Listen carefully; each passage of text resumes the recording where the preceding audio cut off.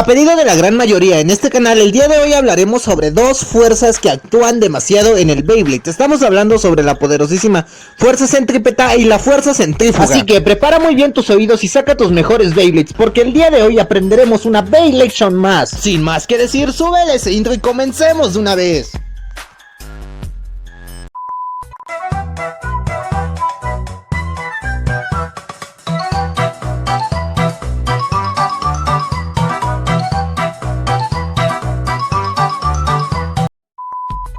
Lo que debemos entender con estas dos fuerzas es que son fuerzas completamente distintas y debemos aprender a diferenciarlas para comprender correctamente el tema. Así que comencemos con la famosa fuerza centrípeta, y esta no es otra que la fuerza que busca el centro. Así que técnicamente esta es la fuerza principal en el Beyblade, y esta fuerza centrífuga es la fuerza o componente de la fuerza, más bien dicho, que actúa sobre un objeto en movimiento. Esto creando trayectorias curvilíneas que están dirigidas hacia el centro de la curvatura de la trayectoria. Esta fuerza se manifiesta cuando existe un eje fijo o semifijo que se aferra a él. En este caso, el eje fijo o semifijo tendría a ser el driver, y este mismo es el encargado de mantener las fuerzas en equilibrio al realizar un movimiento circular en el estadio.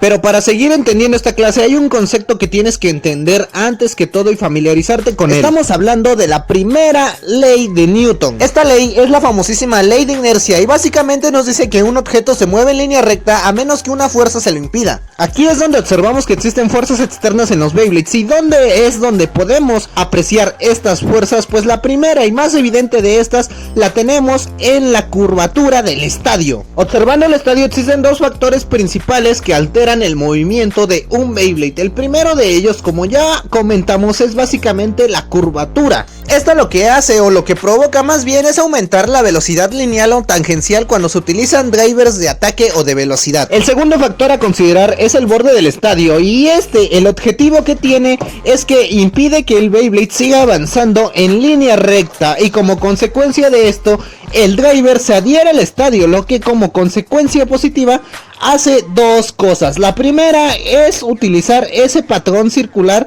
que hace que los Beyblades den vueltas completas, y lo segundo es que si este se adhiere al estadio puede ocasionar un ligero avance causado por la fricción. El experimento para comprobarlo es sumamente sencillo y puedes hacerlo cuando tú quieras. Lo único que tienes que hacer es tomar uno de tus bays y ponerle un driver de ataque. A continuación lo que harás será hacer dos pruebas siguientes. La primera de estas será lanzar tu Beyblade en algún trayectorio pero que sea recto. Pero lo único que te pido es que el suelo o el mueble donde lo vayas a lanzar que sea completamente derecho, y observa cómo es que este avanza en línea recta. Tal vez este pueda cambiar de trayectoria si existe un obstáculo que se lo impide, pero de no ser así, este avanzará en línea recta. Esto básicamente es la primera ley de Newton en acción, o ley de inercia. Y si sigues observando con mucho más detalle te darás cuenta que entre más disminuye su momento de inercia o su velocidad de un Beyblade, este tiende a regresar al centro del estadio. Esto básicamente es la fuerza centrípeta en acción en un Beyblade. Como puedes observar, este cambia su estado de movimiento completamente. Pasa de avanzar en línea recta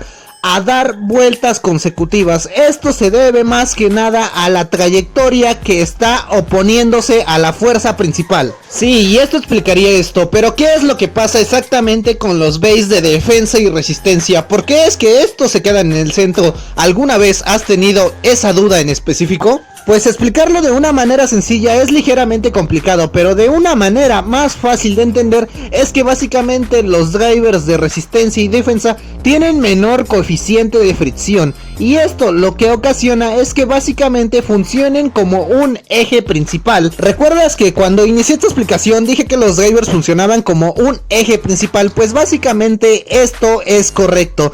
Técnicamente lo que sucede con los drivers es que estos se oponen al movimiento, entonces por consecuencia estos funcionan como un eje principal. Lo que sucede con los drivers de resistencia y de defensa, como por ejemplo los drivers metálicos y los drivers de POM, es que que básicamente estos tienden a aferrarse de una manera más ligera al estadio y por consecuencia, al no generar fricción, estos tienden a quedarse en el centro conservando mayor momento y por consecuencia de el menor movimiento, estos son fácilmente arrastrados al centro del estadio. Y esta es la razón técnica de por qué los drivers de resistencia y de defensa o que tienen materiales que no tienen tanto coeficiente de fricción se quedan en el centro.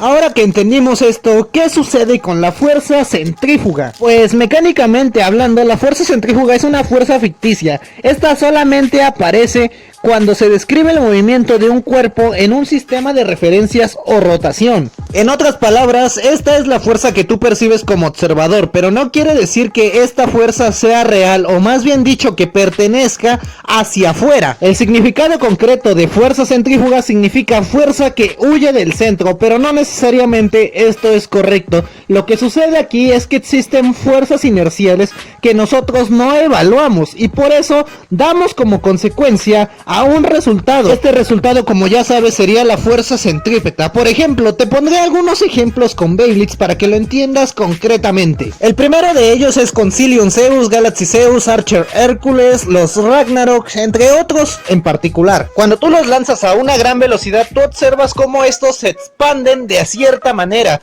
Por ejemplo, en el caso de los Zeus, estos tienden a mover sus balines hacia los extremos de su misma base. De la misma manera con Hércules y con los Ragnaroks, que estos tienden a distribuir su peso hacia los extremos, esto como medida de que tú lo lanzaste a una gran velocidad. Entre muchos otros bases de este tipo te generan una consecuencia que básicamente es aumentar tu resistencia de giro.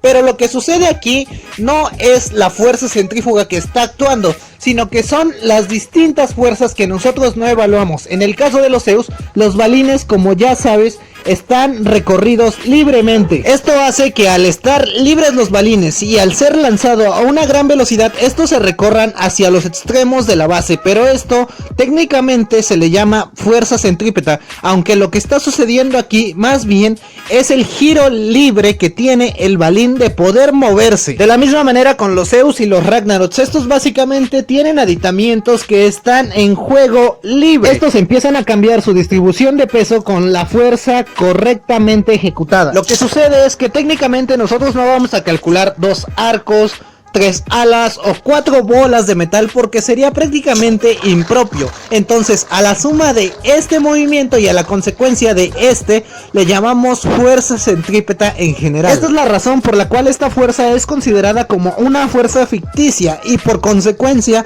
esta fuerza solamente es dada cuando un observador la está evaluando. Así como estos layers, existen un sinfín de mecanismos que ejecutan estas leyes en el Beyblade. Así que te gustaría saber ¿cuáles son estas piezas y cómo es que las ejecutan en el Beyblade? Pues déjamelo en los comentarios y me pondré a hacer ese próximo video más a detalle. Muchas gracias por ver este video, dale like si te ha gustado y suscríbete si te gusta este contenido. Mi nombre es Jair y esta fue una Beyblade Lection avanzada más. Espero que lo hayas entendido y si no, no te preocupes, próximamente lo explicaremos más a detalle como es costumbre en este canal. Espero que se hayan divertido y sin más que decir, súbanle ese intro y nos vemos en un próximo video. 3, 2, 1, hasta la próxima. Bladers.